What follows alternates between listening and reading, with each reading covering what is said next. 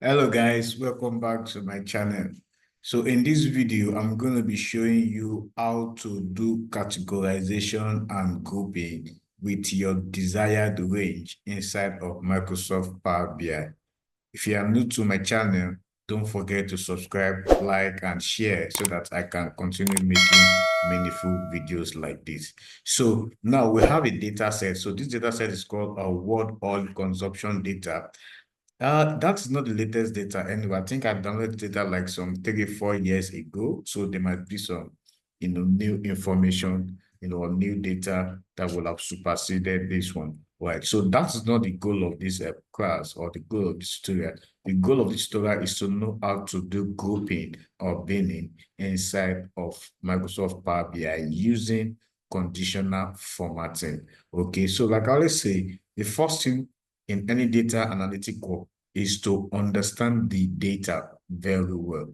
So we have few columns. Then if I do a control shift down, so we have like 81 rows. So this is a well formatted data and clean. There's no issues at all. So the first column here is the position by country. This is the countries. This is selected 80 countries. This is the daily consumption in barrels by each country. So this is the world share. This is in percentages. So this is yearly gallons per capita. So what this means is considering the population of each of the country. In other words, it means gallon consumption divided by the total population of each country. Then this is the region. Okay, so this is the data set, very simple and straightforward, right? So the first, what you want to do is, with this data is to group this country based on their yearly gallons per capita. This is going to determine our grouping. So you can see per capita range. So to interrogate this data further, I'm going to click on this filter button. So these are all the values inside the yearly gallons per capita column. You can see the lowest is 11, while the highest is 3,679.5. So it is well within our range that we have defined in this particular table range and their respective category. Okay, so the next thing is for us to add to our Power BI desktop. So I'm going to go to my Power BI. I'm going to open my Power BI desktop right now. So I'm on my Power BI desktop now. If you have the application, just open it. It's expected that you're going to come across, this interface, right? So the first thing you want to do is to ingest data into Power BI. Without data, there's nothing that can be done. So just edge to your Excel workbook on top because our data is inside of Excel. If it is in other data sources, you can click on Get Data. So I have a video on Introduction to Microsoft Power BI. You can check that video out. So I'm going to click on Excel workbook. Then you take it to your local machine folder. So my data set is in the data set folder, and the name of the data set is word oil consumption. So I'm going to double click to load the data inside of Power BI. So depending on the size of your data and the processing capacity of your laptop will determine how long or how fast it's going to take for it to load. So you can see inside this particular workbook, we have two sheets. So we have the word oil consumption, which is in form of a table, and we have the normal sheet. So I'm going to select this. So by selecting it, just to preview that is this the actual data you are using, then I'm going to tick on this box beside it. So you can see that I can now load and transform. So load means that you are taking the data inside of a Power BI desktop, while transforming, you are taking it into Power Query Editor. So I'm going to click on load.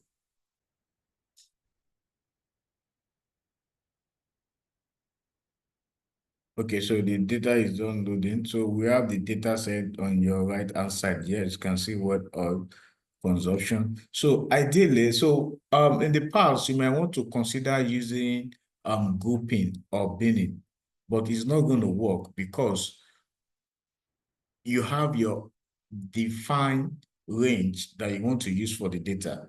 So what grouping does is to give you its own range or the number of group that you want to put it. So I'm going to show you what I mean by that. So I'm going to open this guy up now. So what I wanted to group is in the yearly gallon per capita, this particular, column here.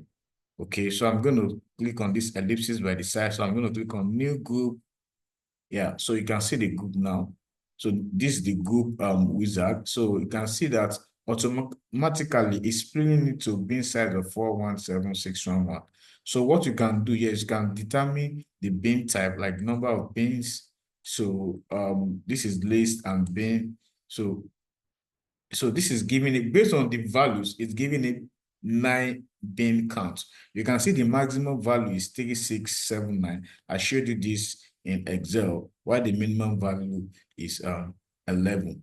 So based on these two information, it's saying that it's going to put it in 9 bins.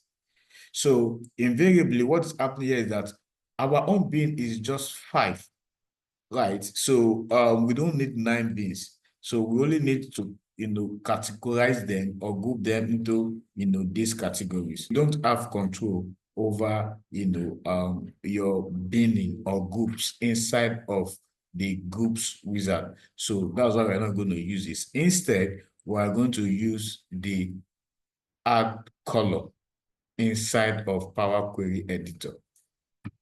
Okay, so to go to Power Query Editor, just click on, transform data, then click on transform data again.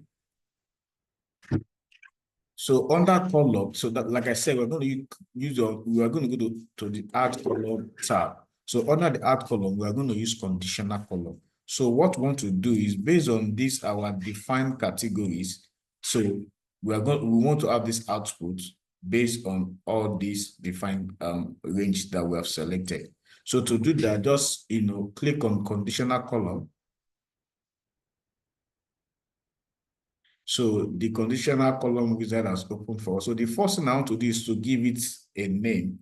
So you can give it category. You can give it any name you want, but I choose to give it category.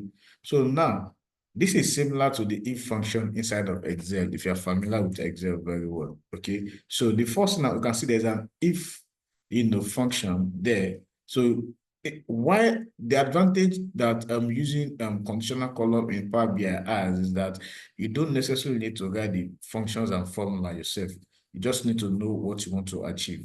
So it makes work easy and faster for you. So if you click on the drop down here, so these are all your available column inside the word oil consumption data. So I'm going to select column name, yearly gallons per capita. So now this is the operator. The next thing is the operator. So depending on what you want to do, you can select either any of these operators. So what the first thing you always want to do is you always want to rank the highest value on top before the lowest.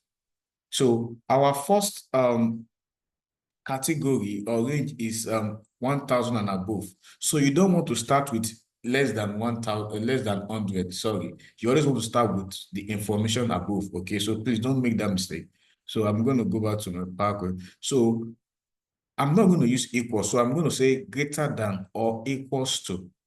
So I'm going to come here and type 1,000. So the output is going to be very rich.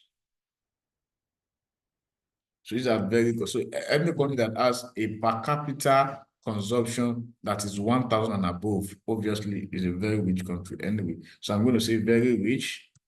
Now I'm going to add another clause or a condition. So else if you still select your column name, yearly gallons per capita. So this time around, I'm also selecting greater than or equals to. So I'm going to select 500. So this is how it works. So all the numbers that is 1,000 and above, it will select them and group them as very rich. Then it comes to the next condition, which is greater than or equals to 500, but less than 1,000. So it's between 500 and 999. It will pick 1,000, right? Because we already add a 1,000 greater than equals to 1,000 on top. So 1,000 will be in this group or category. Okay, so 500 less than 1,000, then this is going to be rich or any name that you want. Add another clause. So select the column greater than or equals to 200. So this is 200 to 500. Don't select 500 in this condition. So it's going to be 200. So by operation, it's going to operate 200 to 499. Okay, so I'm going to say average, so their average country. Then I'll add another clause. See the same thing. I'm going to say greater than or equals to 100. So this is between 100 and 200 in our own definition, but it's not going to select 200 in this particular, statement or condition. So you can say this is poor. So you may decide not to add another clause. So it's either you come here and say add clause, then yearly gallon per capita. So instead of equals, you can just say less than less than 100. So, but there's no need to write this part. There do need to include this particular statement. So you can just let's delete this. So anything less than 100 now is going to be very poor. So just say else that country is very poor. So that is our conditional column statement. So I'm going to click on OK. So you can see that we now have a new column here called category with their respective, yearly gallons per capita and the category that they belong to. So we can see that the first one, 934 is rich. So it is 1,000 and above that is very rich. So our conditional column statements are very correct. So like I told you earlier, at the background, a formula is being written that is defining all these things. So you can even come here, if you made any mistake, you can come here and, edit the output, edit the text, and, put the new text that you want. But that is just by the side. We are good with what you have here. So also don't forget to change the data type. So this is ABC123. This is not an accurate data type. So just come here, select the icon, then select text. So we have successfully, changed the data type of this new column, right? So now you can even filter. So let's say you want to look at the very rich country. So just select very rich. So there are very few of them. You can see none of them is less than 1,000, right? So if you come back again, let's say you want to select the very poor country. So you can see none of them is up to 100. So once you are done with whatever you're doing here, don't forget to do a close and apply to save it. So from O, click on close and apply. So I'm going to hit that right now. Yeah, so you can see that we now have the new column, which is category, at the top. Right, so don't forget our task is to group them based on, rich, very rich, poor, very poor, average, etc. So to do that, we are going to write a simple, measure where we're just going to count, the category that we just did based on their different groups. So I'm going to select the ellipsis by the side, click on new measure. So on the new measure, just, rename it. So I'm going to call it category counts. So I'm just going to write a simple count function. Count my category. So you can see the data is what oil consumption and the column is category. So I'm going to select category, then close bracket, hit enter. So it's as simple as that. So you can see I now have a new measure called category count or cat count for short. Okay, so the best way to visualize this would be a cluster column. I'm going to select cluster column. So for my clustered column, I need to fulfill x-axis, y-axis, which are the most important thing. So x-axis is basically for your categorical variable, your non-numeric variable, while y-axis is for your numeric variable. Please always remember that. So I'm going to drag my category inside of my x-axis.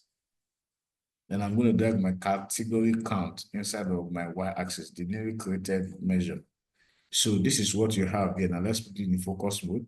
So you can see, of course, the average are going to be the highest, then followed by the rich, poor, very poor, and very rich. So in a way, it should follow a bell curve, right? Normal distribution. So I'm going to do something. So, but however, it is being sorted alphabetically. You can see average, rich. Sorry, it's being sorted by the number of groups. Okay, so you can see that the average country at 34, which are the majority, followed by the rich country, 15, poor, 13, very poor, 13, and very rich, 5. Right, so it gets sorted based on descending order by the number of counts, by the count of each group or each category.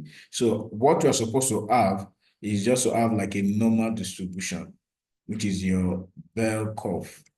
So whereby you have, you're very rich, you're rich, then average, poor, and very poor. So we can do something in that regard, like kind of rearrange these particular guys based on this model: very rich, rich, average, very poor, poor. We're going to give them a key based on how we want them to be, to take the shape of a normal distribution or a bell curve. Okay, so thank you guys for staying around to this video. If you like this video, don't forget to subscribe, like, share, so that I can create more meaningful content. See you in the next video. Bye.